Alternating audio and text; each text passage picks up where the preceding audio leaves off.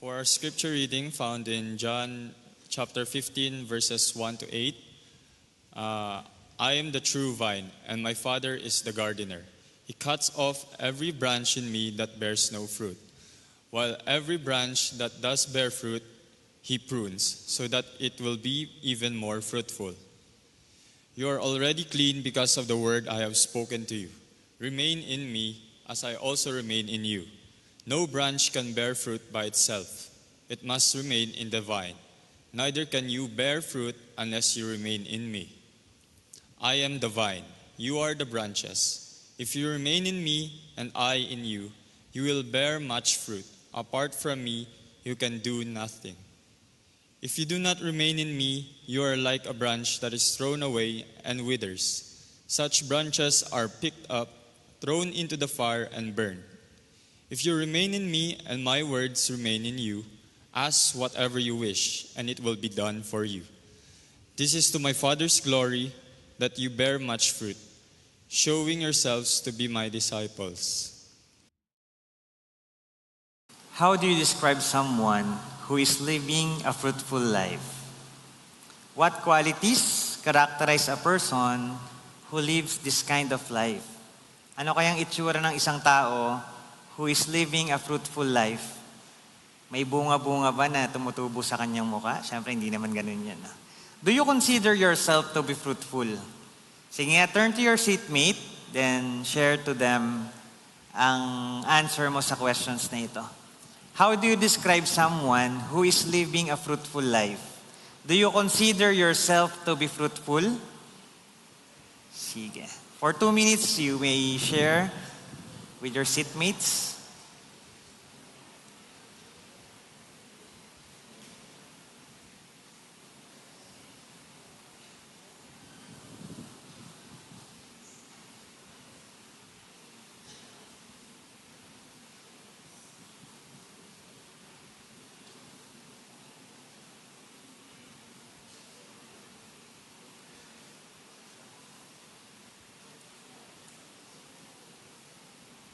Yan, fruitful ka ba? Para sa mga nandito last week, syempre alam nyo kung ano yung mga fruits na yun, no? Kasi pinag-pray natin sila last week.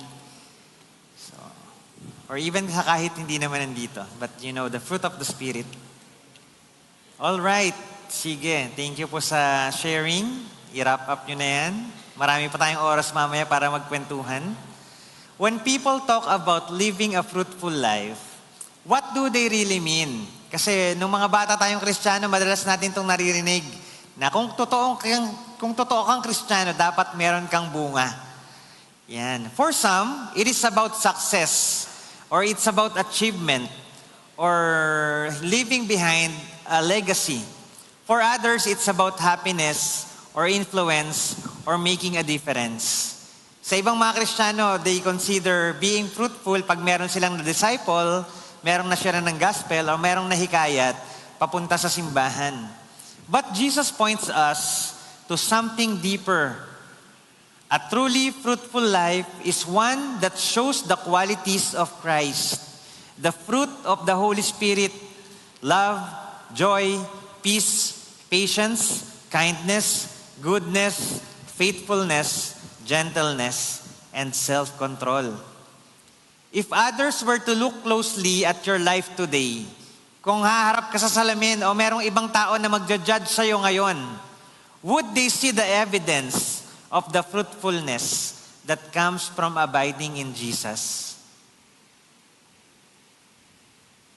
In John chapters 14 and 16, kung saan po nasa sandwich yung ating passage ngayon na John chapter 15, Jesus gives His disciples the precious promise of the Holy Spirit, assuring them that even though He will soon leave, they will not be abandoned. The Spirit will come to empower them with strength, guide them in truth, and remind them of everything Jesus has taught. This promise is central to their mission, because without the Spirit's presence, they would not be able to endure the trials ahead of bearing fruit for God's glory. So over the past Sundays, we have been studying the person and the work of the Holy Spirit we learned how, as disciples of Jesus, we have received Him as a gift and presence in our lives. We reflected on how the Spirit empowers us to live faithfully, giving us strength to overcome trials and courage to witness for Christ. Napag-aralan po natin yun, that the Holy Spirit manifests in us so we can share and we can become effective witnesses of Jesus Christ. We also saw how He leads us daily, guiding us into truth, reminding us of Jesus' teaching and shaping our character so that we bear the fruit of righteousness. These truths reminds us that the Christian life is not lived out by our own power, but by the Spirit's enabling presence within us. So our passage today, John 15, is part of the Jesus' farewell discourse. Yung John chapter 13 to 17, ito po yung final words ni Jesus before His crucifixion and before the ascension. Sa chapters po na ito, ay nire-ready na ni Jesus ang mga disciples para sa kanyang pag-alis. He knows that the disciples will face trials, persecutions, and discouragement. So para ma-encourage pa yung mga disciples, Jesus gave them the metaphor of a vine. Jesus is the true vine, and God the Father is the gardener. In the Old Testament, Israel was often described as the vine. So kung mahilig po kayo magbasa ng mga Psalms and other prophecies, lagi po, madalas pong i-describe yung Israel as a vine. But Israel failed to produce good fruit. Now Jesus declares He is the true vine. Jesus fulfills what Israel failed to be. He is the true and faithful source of life and eternal fruitfulness. Sabi po sa Jeremiah chapter 2:21, I had planted you like a choice vine. God is speaking to the Israelites through Jeremiah. I had planted you like a choice vine of sound and reliable stock. How then did you turn against me into a corrupt wild vine? But Jesus fulfilled the promise. He became the true vine. Siya po yung perfect, choice vine, sound and reliable stock after Israel. In our passage, it was explained that the Father is the gardener. He tends the vine, cutting off fruitless branches and pruning fruitful ones so they may bear more. Sa Bible po, na mga illustration, commonly, pagka sinabi nating vine, ano po yon? Yung grapes, yun yung madalas nating nakikita na illustration. Sino po sa inyo ang nakapagtanim na o nakapagpatubo na ng grapes? Meron po ba? Nagtrabaho sa ibang lugar? Saan ba tinatanim yon? Sa mga malalimig na lugar, hindi ko po alam. No? So medyo, foreign sa atin ang pagtatanim ng grapes. Pero tulad din naman po ng ibang fruit-bearing tree or vine, ginagawa po yung cutting and pruning para mas maging malusog at hitik po yung bunga o yung dahon.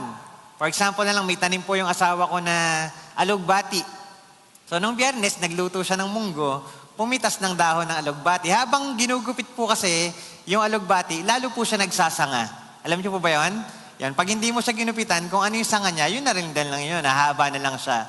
Pero habang ginugupit-gupitan mo, katulad ng ibang puno, yan, pag pinutulan mo yung puno sa ibabaw, magsasanga po siya.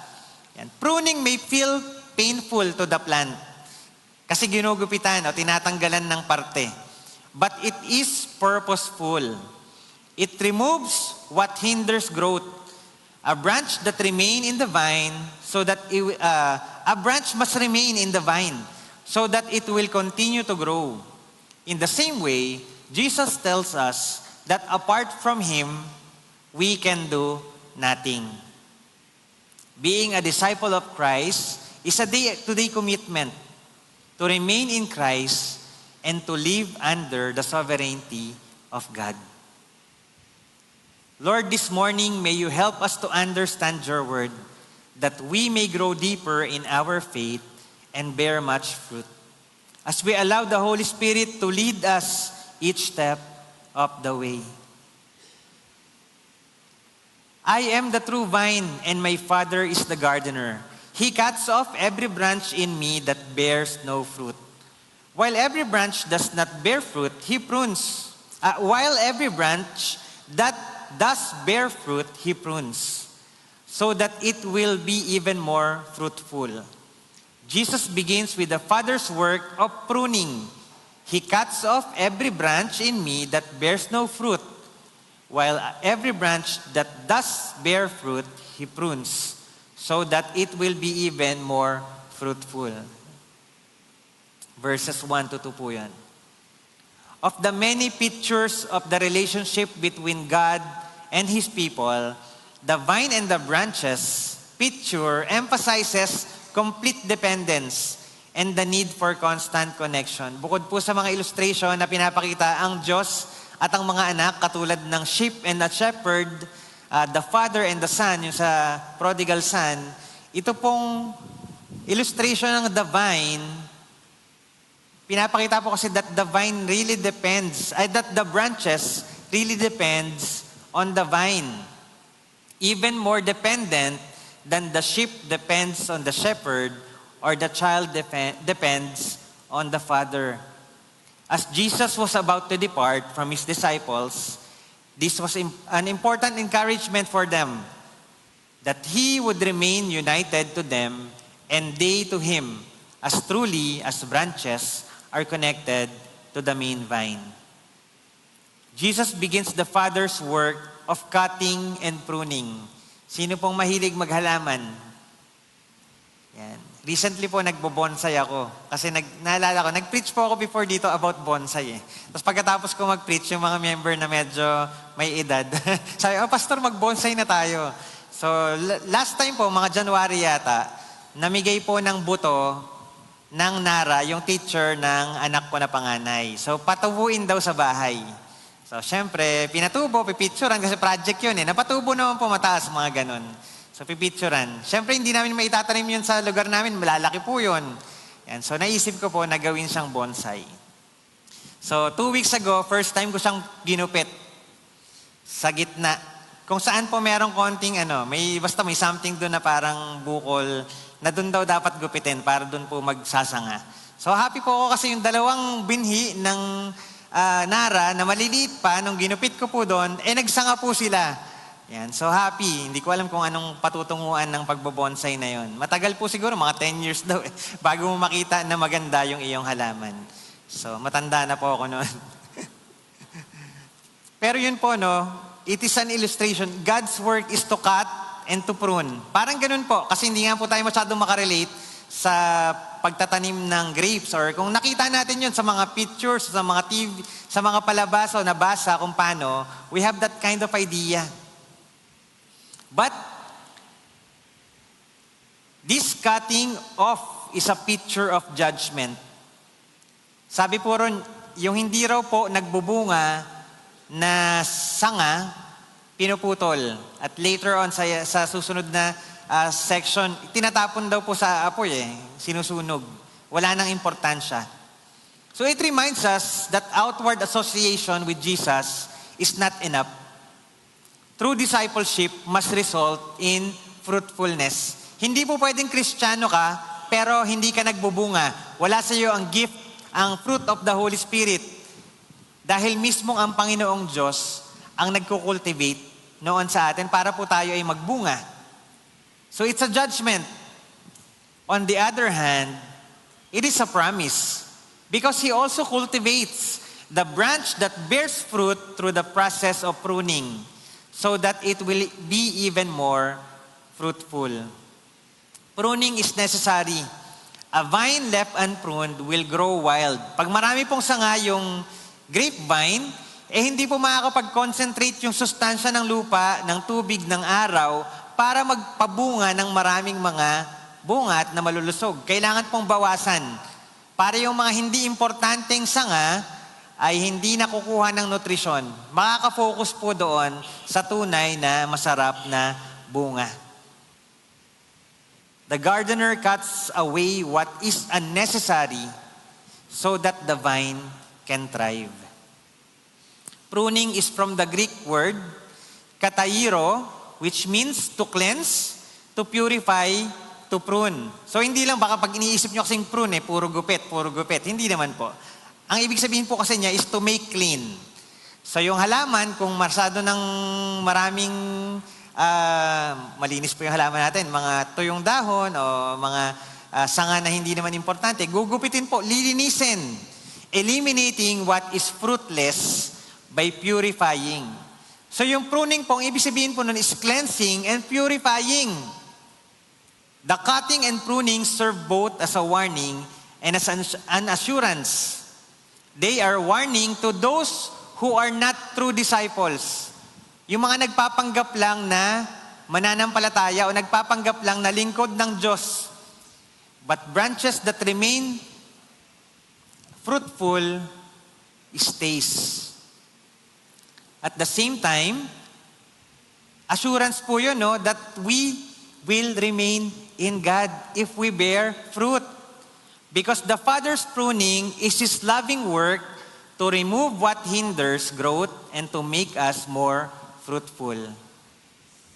Hindi po siya nalalayo sa ibang mga teachings ni Jesus. Na kapag ikaw ay binigyan ng maliit at na-manage mo yon, mapapalago mo yung maliit na yon. At pag binigyan ka ng Panginoon ng mas marami, you are able to manage those things. Ganon din po, no? Kung tayo po ay nagbubunga ng kakaunti, later sa mga susunod na verses, hindi na you must bear fruit You must bear much fruit. Mas marami na raw po yung ating ibubunga. Therefore, authentic Christians must bear much fruit. Because it is God Himself who cultivates. It is God Himself who corrects. Inaayon niya kung saan dapat pupunta yung sanga and cares for His people. If you feel that the fruit of the Spirit is not evident in your life, God is in the work of pruning. Ipuprune ka ng Panginoon, baka gugupitan ka, lilinisin ka, to remove what is unnecessary and cultivating what needs to be developed in your life. The fruit of the Spirit, love, joy, peace, patience, kindness, self-control. Kung sa tingin mo kulang, God is doing His work in your life. Sabi po ni John Stott, the serious Christians prays to be pruned. So kung seryoso ka sa pagiging Kristiyano mo, pinagpipray mo na, Lord, linisin mo po ako, i-prune mo po ako, gupitin mo po sa akin yung hindi karapat-dapat. Tanggalin mo po sa akin yung hindi karapat-dapat, Panginoon. So ipanalangin po natin yun. Kung merong hindi karapat-dapat sa'yo, sa ugali mo, sa pagkatao mo, sa kung anong meron ka, material man yan, o kaisipan, ipanalangin mo na tanggalin yon sa'yo ng Panginoon. Nang sa gayon, ikaw ay patuloy na magbunga. All believers must not only desire to bear much fruit, but also willing to accept the Father's cultivating work in their lives. Masakit po yung pruning sa halaman. Marahil masakit din po para sa tao kung may tatanggalin ng Panginoon na isang bagay sa iyong buhay na hindi naman nakakatulong sa paglago mo bilang Kristiyano. It will be painful, but it will be for your benefit and for the glory of God. God Himself is the gardener. Hindi lang po siya gupit ng gusto niyang gupitin. He is lovingly correcting us. He disciplines us and shapes us so that we may grow in holiness and Christ-likeness. Masakit po kasi it involves removing habits or attitudes or anything that hinder spiritual growth. Ano po ba yung mga bagay na gustong linisin sa'yo ni Lord? Dahil pinipigilan nito yung paglago mo bilang isang mananampalataya. Is there anything in you that is unnecessary? Is there anything in our community that is unnecessary, that needs to be pruned? Is there anything in this church that needs to be cut and pruned? Let's ask God to prune us individually and as a community of believers. So just last week po, we harvested avocado fruits doon sa aming tinitirahan sa IBCF. Yan. Pero alam niyo po ba, last year, pinag-iisipan po namin na putulin na po yung avocado na puno na yun. Kasi po, tumatama siya ron sa bubungan.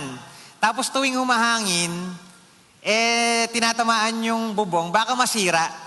So sabi ko sa aming, sa maintenance doon sa IBCF, Kuya Sid, baka kailangan po, putulin na natin kasi hindi naman po nagbubunga.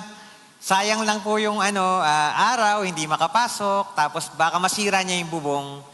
Yan. Pero sa pagtapos namin pag-uusap, nag-decide kami na wag muna, putulin na lang muna, tatapyasin yung malaking sanga na tumatama doon sa bubong.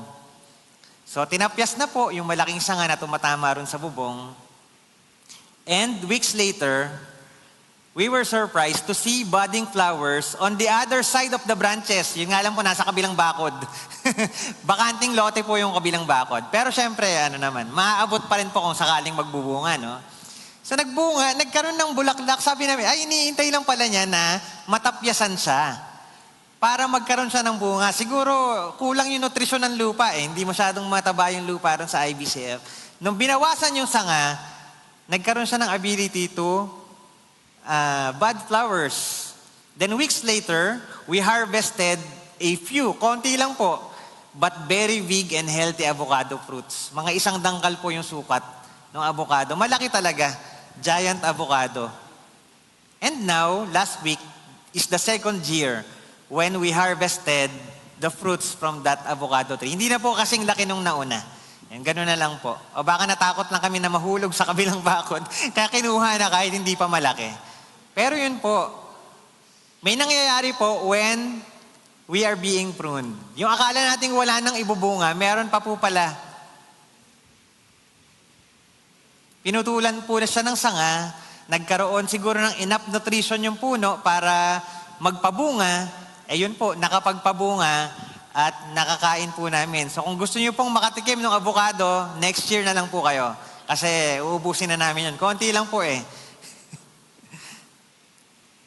So for us who are true disciples of Jesus, wag po tayong matakot to be pruned. Wag po tayong matakot na merong tanggalin ang Panginoon sa atin nang sa gayon tayo po ay mas lalo pang lumalim sa pananampalataya at magbunga ng bunga ng banal na Espiritu. Let us offer our lives fully to God so that He may work in us beyond our understanding and cause us to bear much fruit. When we allow the Holy Spirit to shape our character and develop His fruit within us, our lives will overflow with love, joy, peace, patience, kindness, goodness, faithfulness, gentleness, and self-control. As this fruit grow, we will not only be strengthened in our faith, but also become a blessing to those around us. Huwag na po tayong kontento na tayo na lang lagi ang binibless ni Lord. Lord, i-bless mo ako. Lord, i-bless mo ako.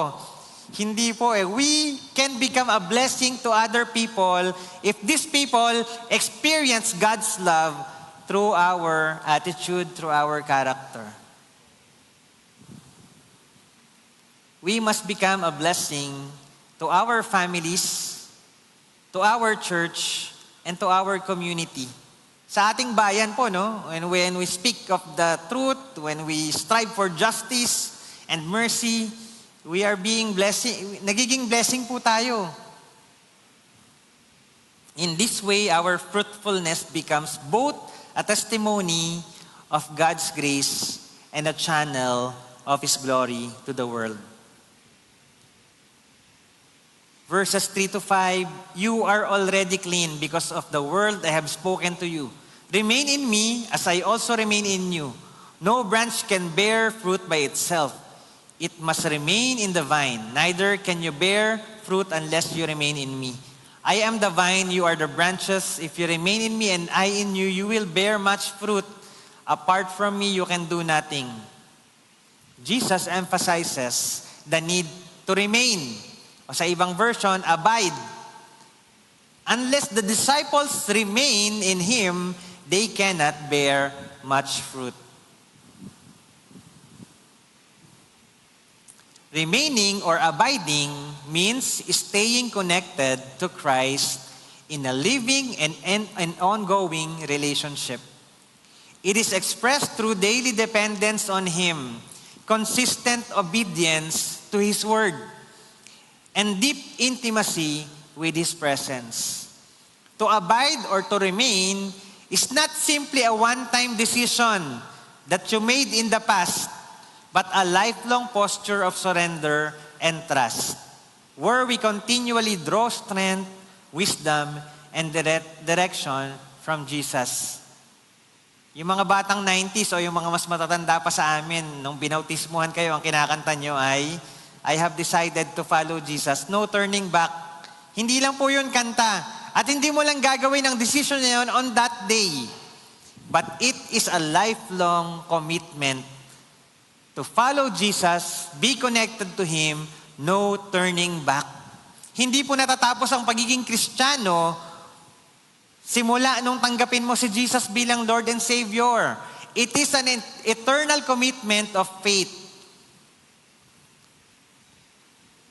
To be His disciple means to remain in Him daily, to trust Him in every circumstance, and to persevere until the end, knowing that He alone is the source of life and salvation. Just as a branch cannot survive apart from the vine, so we cannot flourish apart from Christ. Ang isang Kristiyano na malayo sa Panginoon ay hindi po lulusog sa kanyang pagiging Kristiyano. Abiding is part of our discipleship to remain in Him day by day so that His life flows through us and produces fruit that glorifies Him. Jesus makes it clear that apart from Him, we can do nothing. Paulit-ulit sinabi, remain in me, I in you. Imposible po na mamunga ang isang sanga kung ito ay hindi nakakabit sa mismong puno o sa halaman. Kukuha ako ng sanga dun sa avocado namin na puno, hihilahin ko, dadaling ko rito, iintayin natin, mamumunga po kaya yon? Hindi po. Wala pong wireless na puno at bunga. Sa cellphone pwede wireless. Charger na wireless, hindi magkadikit. Pero connect pa rin. Sa mikropono, malayo sa receiver, pero nagkaka-connect. Sa puno at sa bunga, hindi po pwedeng wireless. Kailangan laging nakadikit at dun tayo inahalin tulad ng Panginoon. So kung pilosopo po kayo, pwede naman po talagang mamunga pa rin yung sanga. Ipopropagate mo. Yan, puputol ka, itatanim mo, at hintay ka ng ilang panahon, tutubo rin naman yung, kung magaling ka magpatubo, pwede pong tumubo.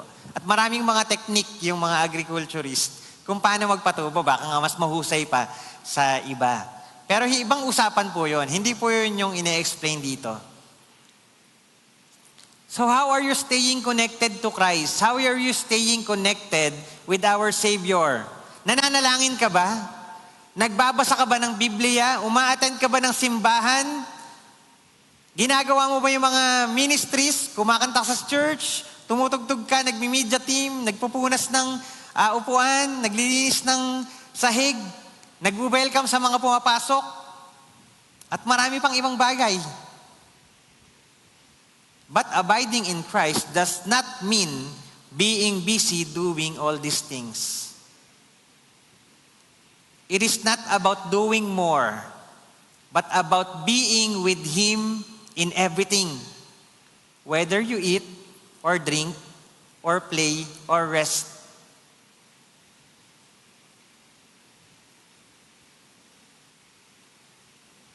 Yung pagiging connected natin sa Panginoon is not about how many things we can do inside the church. Hindi po. Our connectedness with Christ is us being present at His feet. If you do not remain in me, you are like a branch that is thrown away and withers. Such branches are picked up, thrown into the fire, and burned. If you remain in me and my words remain in you, ask whatever you wish, and it will be done for you. This is to my Father's glory that you bear much fruit, showing yourselves to be my disciples. Kasi po yung grapevine po, meron siya talagang kahoy. Hindi siya katulad ng alugbati o kaya ng talbos ng kamote na na may tawag po sila ron eh. Hindi naman kahoy yun. Hindi mo pwedeng igatong yun eh. Pero po yung grapevine, yung sanga po niya, pag pinutol, matigas, kahoy, pwede mong igatong. Tinatapon sa apoy. Yung hindi mahalagang parte. Jesus speaks of discipleship proven by fruit. If you are truly a disciple, you must bear much fruit. Fruitfulness is evidence of true discipleship. It is not optional. It is the mark of belonging to Christ. May ebidensya po ba yung pagiging Kristiyano mo? Yung certificate na ikaw ay binautismohan, hindi naman po yun ebidensya. Kung ano mang mga kasulatan na nagsasabi na ikaw ay Kristiyano, it's not the best evidence that you have. Dahil nasa papel lang yun, o nasa dokumento lang yun. Are you connected to the vine? Are you connected to Jesus? Are you being pruned to bear much fruit? So kung oo, kung you're connected, and you are being pruned, dumadaan ka sa mga pagsubok nang sa gayon lalo kang tumibay sa iyong pananampalataya, then love, joy, peace, patience, kindness, goodness, faithfulness, gentleness, and self-control will be visible in you. Hindi man perfect, but it is in you. So itong fruit of the Holy Spirit, it's not human effort. Na pag-aaralan kong maging mapagmahal, pag-aaralan kong maging joyful, pag-aaralan kong maging patient, at etc. etc. Kasi you may know what love is, but you might not know how to love and to be loved. Pwede pong ganun eh. Magaling ka mag-research eh. ChatGPT, what's the meaning of love? Binasa mo yun, naintindihan mo. But in reality, pwedeng hindi mo naman alam kung paano express ang tamang pag-ibig o paano maka-experience ng tunay na pagmamahal. You might know what peace is, but you might not experience true happiness. And the list goes on para po sa ibang mga elemento ng fruit of the Holy Spirit. Pwede pong alam mo ang lahat ng yan. Magaling ka sa mga facts about sa Bible. Pero kung sa sarili mo lang po na panguunawa, hindi po yun sapat na alam mo lang. The Holy Spirit must work in and through your life so that you may live out these virtues. Mas madali pa po ang mathematics kaysa isabuhay yung fruit of the Holy Spirit. Yan. So sinasabi nyo, hindi kayo magaling sa math, pero subukan nyo, 1 month kayong mag-aral ng calculus. At the end of that month, alam mo yung mga isasagot mo ron. Pero tayong mga Kristiyano, tagal na nating Kristiyano. Tumanda na yung iba sa atin. Pero yung love, joy, peace, patience, kindness, goodness, faithfulness, gentleness, self-control, hindi pa rin natin ma-perfect. Kasi alam lang natin by mind. Pero yung puso natin at yung ating pagkatao, hindi pa ganoon ka-perfecto. Pina-perfect tayo ni Lord.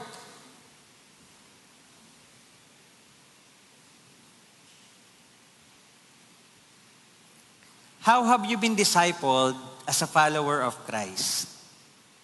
Aside from the Holy Spirit who comes alongside, kung pinag-aaralan natin yung Holy Spirit, yun ang comforter or advocate, comes alongside, sinasama sa atin, dahil wala na si Jesus physically.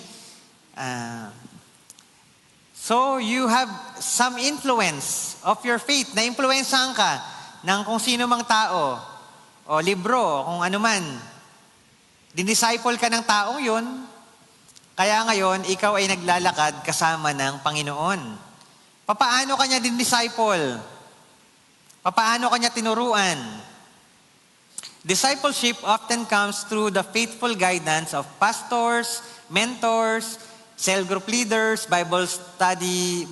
Sunday school teachers, or yung minsan yung mga magulang, sila yung ating disciplers, and fellow believers who model Christ-like living and speak truth into our lives. It is shaped by the Word of God preached and studied, by the fellowship of the church, and by the accountability of spiritual relationships that challenge us to grow.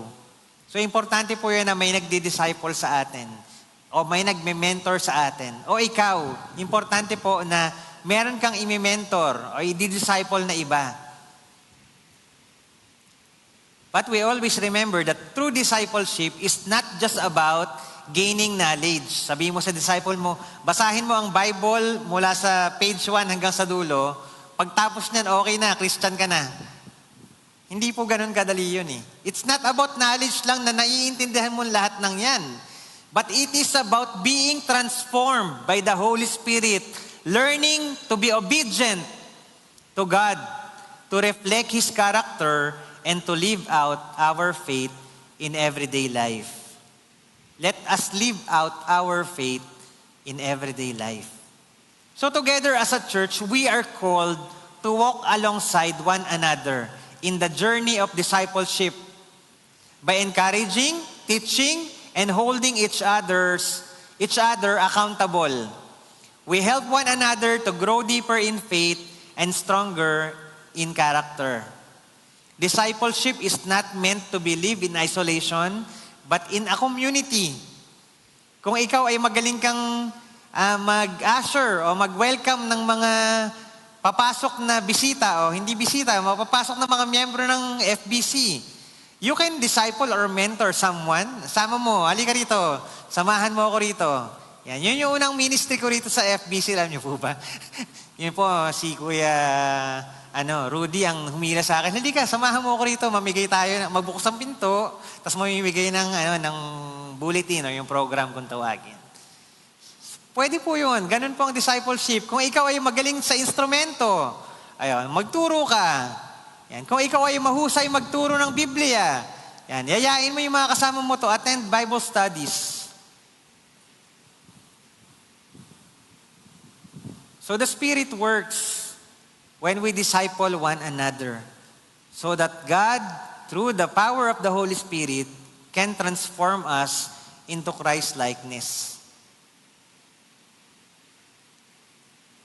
So nag-send kagabi sa GC ng praise and worship.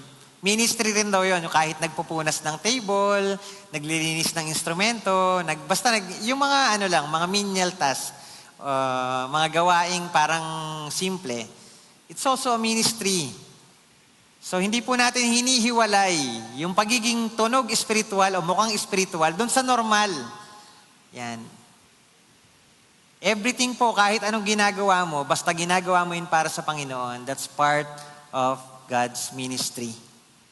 As we support one another in prayer, in studying God's Word, and in serving together, we cultivate an environment where every believer can grow and bear much fruit, bringing glory to God and blessings to others.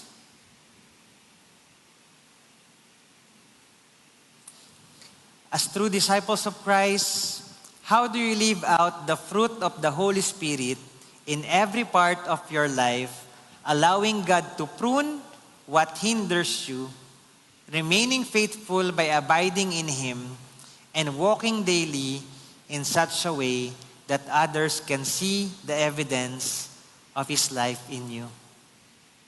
Paano po natin pinapamuhay yung regalong bunga ng banal na Espiritu sa atin ng Panginoon?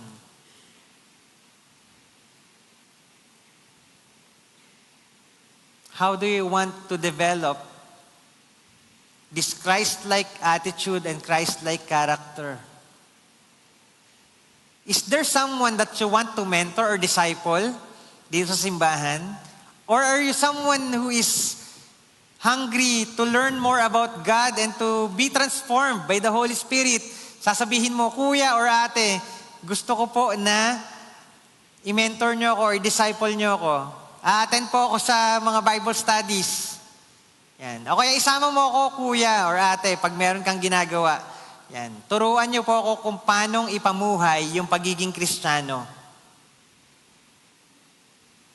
Let's teach one another. Let's disciple one another on how to live as real, authentic, genuine Christians. Let us live as branches connected to the true vine, bearing fruit that lasts and glorifying the Father in all we do. Tayo po'y manalangin. Marami pong salamat, Panginoon, sa inyong assurance na kami po bilang tunay na mananampalataya ay laging nakakonekta sa inyo.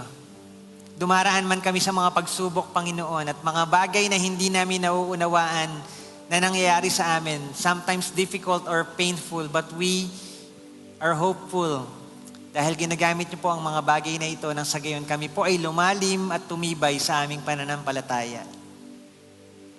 Lord, may your Holy Spirit continue to work in our lives. At hayaan po namin ang banal na Espiritu na ito ang siyang manguna sa aming buhay, sa pamamaraan ng aming pagsasalita, sa aming mga kilos, sa aming mga gawa at sa aming mga isip.